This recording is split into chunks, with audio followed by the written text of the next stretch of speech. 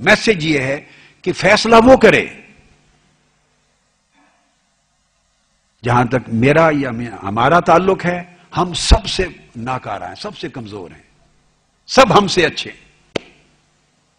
ہم تو ایک نوکری کر رہے ہیں اللہ اور اللہ کے رسول کی اور آقا علیہ السلام کی امت کی، ایک نوکری کر رہے ہیں. انہوں نے قبول کر لی تو بھائی اچھی ہو جائے گی. بس میری تو اتنی بات ہے، ہمارا تو دعویٰ نہیں ہے. ایک نوکری کر رہے ہیں، اگر انہوں نے قبول کر لی تو اچھی کہلائے گی. اگر عمر بھر کی ساری نوکری کر کے بالآخر فیصلہ یہ ہوا کہ قبول نہیں ہے، رد کرتے ہیں، تو پھر کیا اچھا ہوا ہمارا. وہ جب بغداد پر حملہ ہوا تھا تاتاریوں کا، ہلاکو خان اور چنگیز خان کا، تو اس کے بعد اسلام کی 50 سال کا دور ایسا آیا کہ بالکل مسمار ہو گئی ساری ثقافت اور کفر کی یلغار غالب آ گئی. اس زمانے میں پھر تاتاریوں کی اولادیں پھر آگے 50 سال تک یہ کے بعد دیگرے اپنے اپنے ٹرائبز کی حکمران رہیں، تو قبضہ اقتدار ان کے پاس رہا. ایک صوفی تھا درویش کوئی، وہ جنگل میں کہیں سے سفر سے آ رہا تھا. ایک درویش حضور سیدنا غوث العظم رضی اللہ تعالیٰ عنہ کے فیوزات سے مالا مال تھا، مگر صوفی اور درویش اپنا اللہ اللہ کرتا ہوا جنگل سے گزر رہا تھا.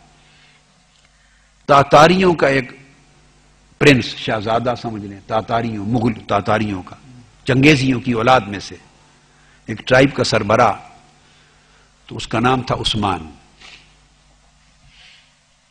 عثمان تو نام بعد میں ہوا. تو وہ ایک شکار کر رہا تھا. اب چونکہ انہوں نے حملہ کیا تھا اسلام پر، تو ان کو چڑ تھی مسلمانوں کی شکل سے بھی، صوفیاء سے بھی، اللہ والوں سے، داڑھی سے، ٹربن سے، امامہ سے، اس لباس سے بھی چڑ تھی. اس نے دیکھا ایک درویش آ رہا ہے، صوفی آ رہا ہے، اس کا اس نے سمجھا کہ کوئی یہ مسلمانوں کا رہبر ہے. اس کے دل میں آیا کہ میں اس کو زد و کوب کروں، کوڑے ماروں، سزا دوں، اپنے اندر کا جو بغض اناد تھا اس کی تسکین ہو، اس کو مار کر ضرب دوں. وہ اس کے پاس چلا گیا، اس کو بلایا، روک لیا، اور روک کے اس درویش سے، صوفی سے پوچھا، اس کے پاس شکاری کتے بھی تھے، شکار کرنے نکلا تھا. اس سے پوچھا کہ بتاؤ تمہاری داڑھی اچھی ہے یا میرے کتے کی دم؟ تمہاری داڑھی اچھی ہے یا میرے کتے کی دم؟ اب میں یہ جواب دے رہا ہوں، یہ واقعہ سنا رہا ہوں، میری تو عمر بھر کے سارے کام کی بس اتنی قیمت ہے، یہ کچھ اس کے سوا اس کو میں تو کسی تول میں نہیں رکھتا. تول کے فیصلے تو بعد میں ہوں گے، مرنے کے بعد ہوں گے. جب آنکھیں بند ہوں گی اور مالکوں کے سپرد ہوں گے تو فیصلے وہاں ہوں گے کہ کیا تول تھا. تو اس نے پوچھا کہ تمہاری داڑھی اچھی ہے یا میرے کتے کی دم؟ اس کو خیال تھا کہ یہ ان کے پیغمبر کی سنت ہے، تو یہ جوش میں آ جائے گا اور پھر جوش میں آ کے مجھے گالی دے گا یا لپکے گا، غیظ و غضب میں آئے گا، اور میں پھر رد عمل میں پھر اپنے کوڑے نکال کے تو اپنا تسکین کروں گا اپنے غضب کی. وہ درویش تھا، اللہ والا تھا. اس نے جواب میں کہا، سوال سن کر اس نے کہا، ہاں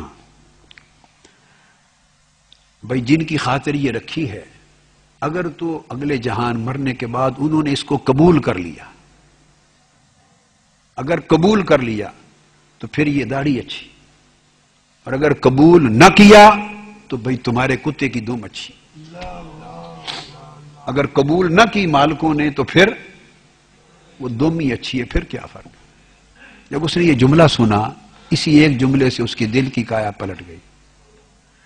اس نے اپنے لوگوں کو بھیج دیا اور اس کو اپنی گھر لے گیا، ایک کمرے میں بیٹھ کر قبول اسلام کر لیا. اس نے کچھ دن اپنے پاس رکھا، تربیت لی، زانو تلمس طے کی، قبول اسلام کر لی، اور کہا کہ اب آپ چلے جائیں، کچھ عرصہ مجھے موقع دیں، میں ماحول کریٹ کرتا ہوں.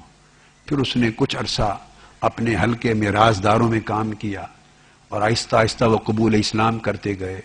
تو پہلے ٹرائب کا وہ سربراہ تھا، جب دیکھا کہ پورا قبیلہ اور مؤثر لوگ، طاقتور لوگ میرے ساتھ ہو گئے، تو اس نے قبول اسلام کا اعلان کیا، اور وہاں سے اس نے نام اپنا عثمان رکھا.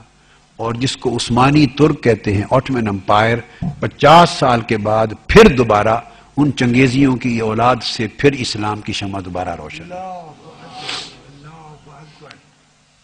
جس کو علامہ اقبال نے کہا تھا کہ پاس باں مل گئے کعبے کو صنم خانے سے. وہ یوں پاسباں ملے تھے صنم خانے سے، تو کہاں پلٹ گئی؟ تو اس لیے ہماری تو صورت یہ ہے کہ ہمارا تو کوئی مول نہیں ہے کام کا. تو میرا پیغام اور میسج فقط یہ ہے کہ یہ لوگوں تک، یہ میرا درد دل ہے آقا علیہ السلام کی امت کے لیے اور امت کی نسلوں کے لیے میرا درد دل ہے. یہ سب کو پہنچائیں، جہاں تک آپ کی ذمہ داری ہے. آپ 1000 تک پہنچا سکتے ہیں، 100 تک، 200 500 تک. اس کی DVD اتنی گفتگو آج کی لے کے پہنچائیں. یہ میرا درد دل ہے. آپ اس پاکستان کی سرزمین پہ بسنے والے ہر مسلمان تک پہنچائیں. میرے نیاز مندانہ سلام کے ساتھ پہنچا دیں انہیں، اور میرا پیغام پہنچائیں کہ اگر اس کو یہ فکر ہے کہ ایمان ان کی نسلوں کا، اولادوں کا آگے بچ جائے، تو میں اتنی بات ضرور کہتا ہوں کہ آگے آنے والے حالات میں تنہا کوئی فرد یا کوئی گھر اپنی نسلوں کا ایمان نہیں بچا سکے گا. ایمان اجتماعی بدی کے حملے کے حالات میں ایمان اجتماعیت سے ہی بچے گا، اور وہ کسی نہ کسی نظم سے منسلک ہوئے بغیر، جہاں سے اس کو نمی ملے، تری ملے، اس کو سامان ملے، آقا علیہ السلام کے فیض کی خیرات ملے، ایمان کی حفاظت کا اہتمام ملے، وہ کون سی جگہ، اس کا فیصلہ وہ خود کر لے. مگر میری نصیحت اتنی ہے، جس جگہ کو مضبوط تر اور بہتر سمجھے وہاں منسلک ہو، اور ایکٹیولی خود کو اور اپنے گھرانے کو اس میں انوالو کرے. کہ ایکٹیولی جتنا انوالو ہوں گے، اس انوالومنٹ سے بھی انشاءاللہ تعالی آپ